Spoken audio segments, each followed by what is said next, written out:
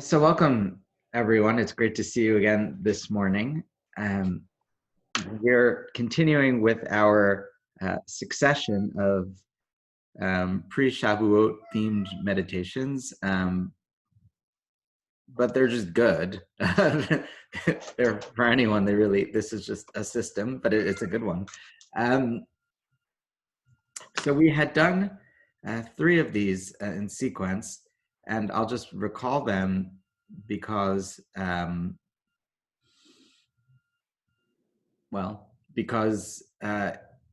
not just one after the other. They build within each other. They all have what the others before them had in a different way, and it's sort of just noticing qualities. What we're doing is taking the classic emanations, the Jewish emanations of God, and what the Kabbalists assume are the background or the different elements of our internal workings.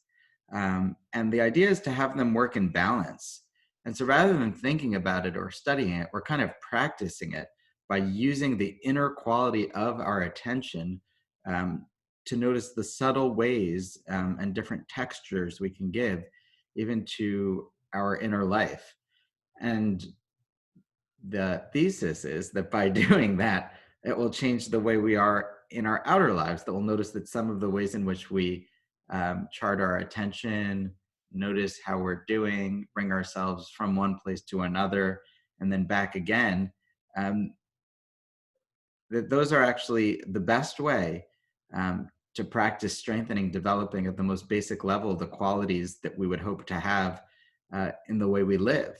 And I think it's true. I'll say, as we've been doing this series, I've started to notice the ways in which my attention with other people, maybe in particular, sometimes veer from the way I would hope a balanced presence into other sorts of interactions, and sort of noticing, I'm getting angry, and saying, well, can I come back?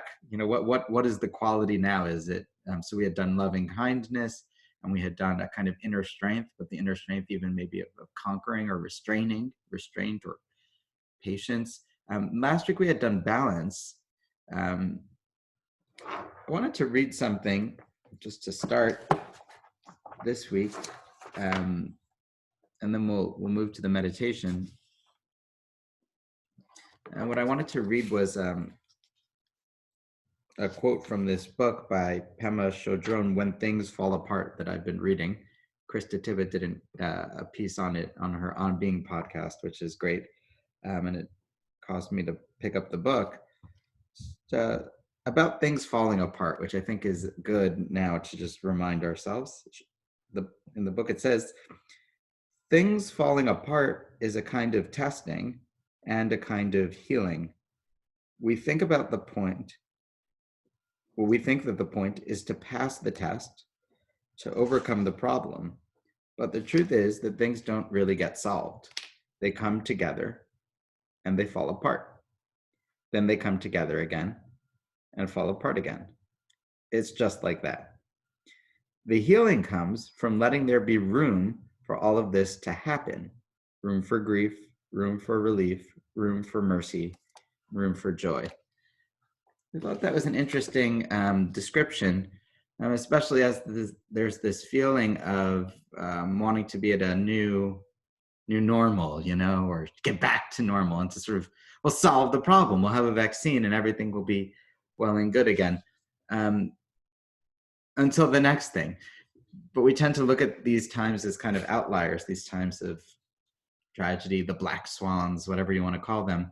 But that's not really how life is for individuals anyway, right? We all go through trials and tribulations, through moments of joy and everything in between.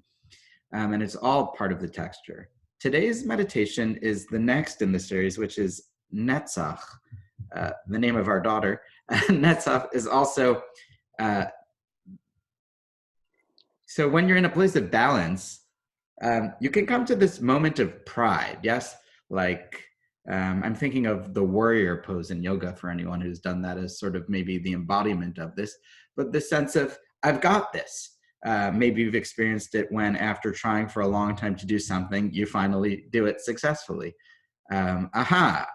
I can do this. I can cook this food. I can not give in to that temptation, whatever the thing is that for many times maybe there was failure and now success.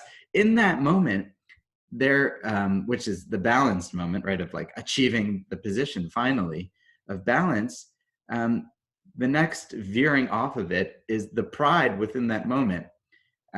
Taken too far, of course, it can become self-righteousness, but that's not what we're talking about this morning.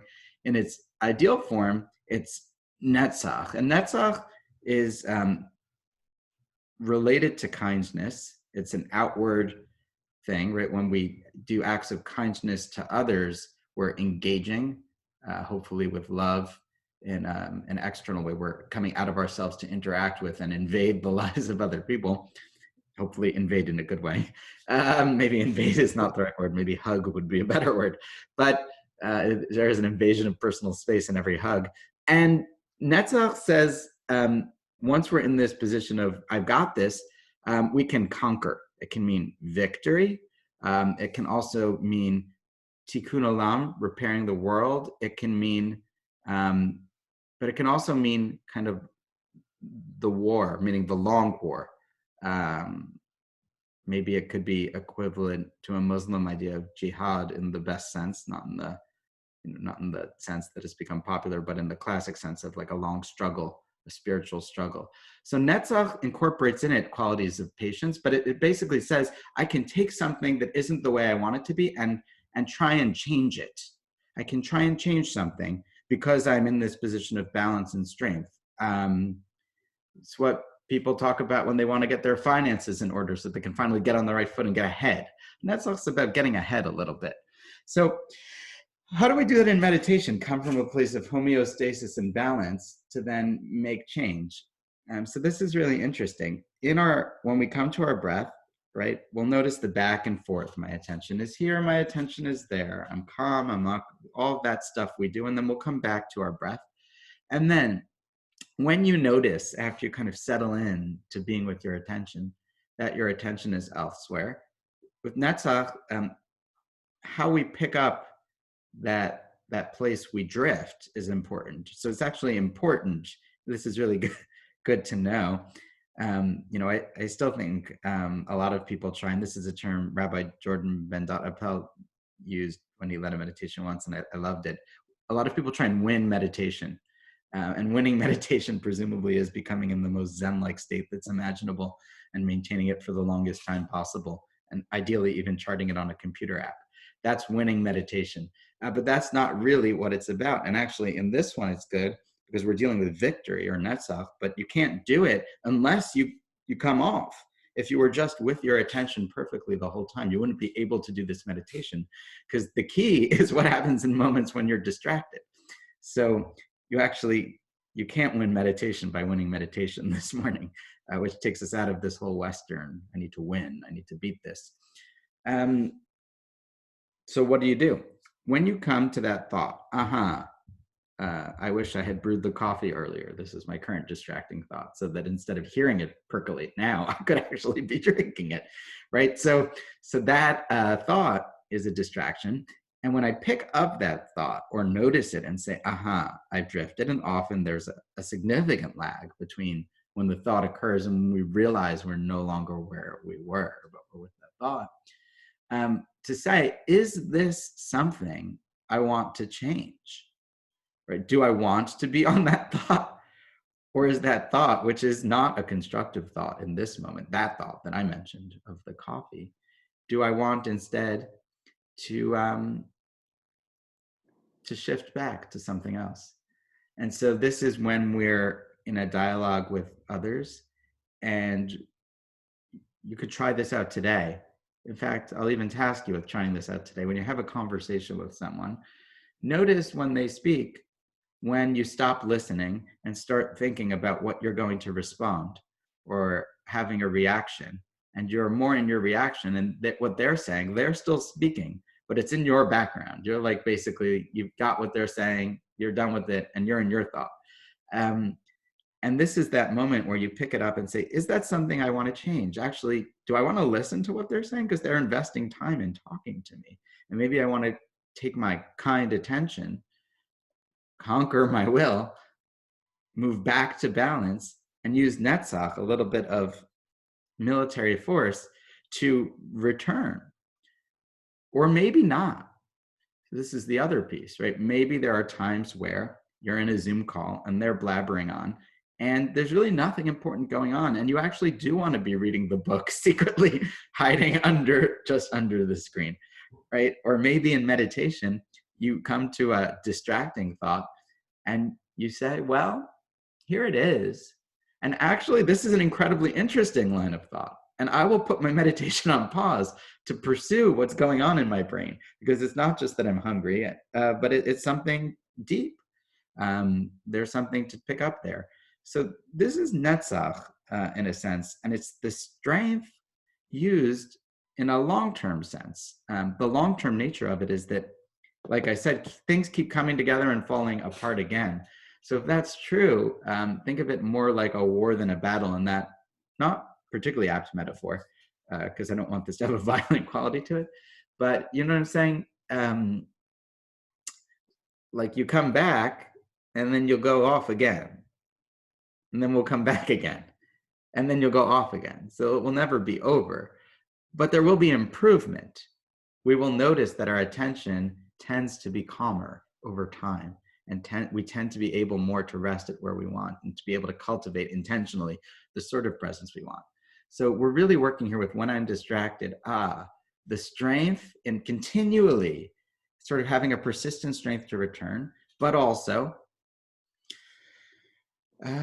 you might find some time in this meditation at some point today or another time that you actually want to stick with it where you are. So any questions about the instruction? It's the same thing we've been doing. Yeah. Okay. All good. All good. Yep. Okay. Fine. So find a comfortable seat, or maybe you're even standing or lying down, whatever it is, and just begin to chart your body, presence of your body, the weight of your body pushing down on whatever it's on.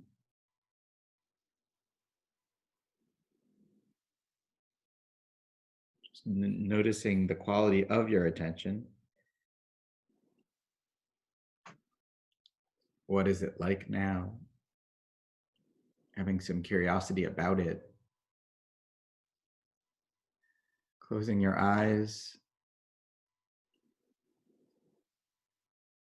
and staying with attention rested in your physical body. Finding your breath moving through it. Kind of discovering, where's your breath?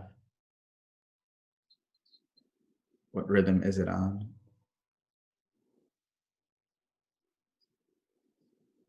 Does it seem fast or slow? What kind of song is it playing? And just chart your natural breath. I always think it's easier to do this in one spot. Maybe it's the nose or the nasal cavity. Maybe it's the diaphragm. Breath.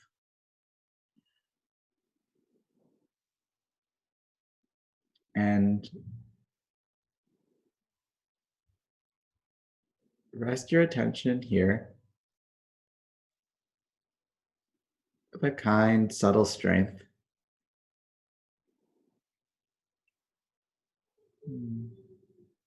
Let it join your breath. And when you notice that you're elsewhere, use the sort of balance, confidence, and mastery that you have in the position that you're in, the physical position, to return your breath, to become like Neo in the Matrix, master of your attention, bringing it back again and again to where you want it to be, to your breath. Becoming so in charge that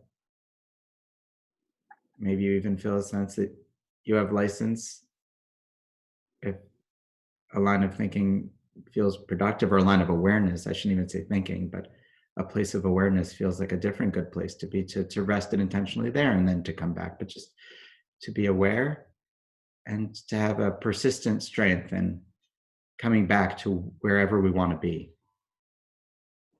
We'll sit here.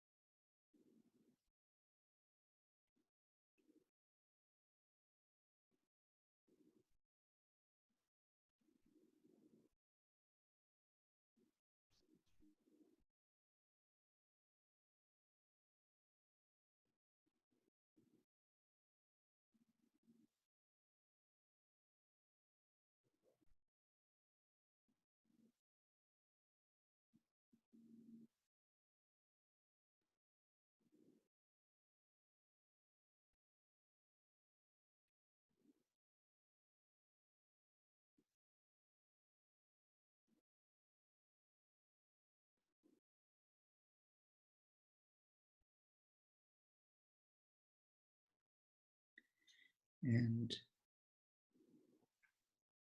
taking as much or as little time as you like. Opening your eyes and returning.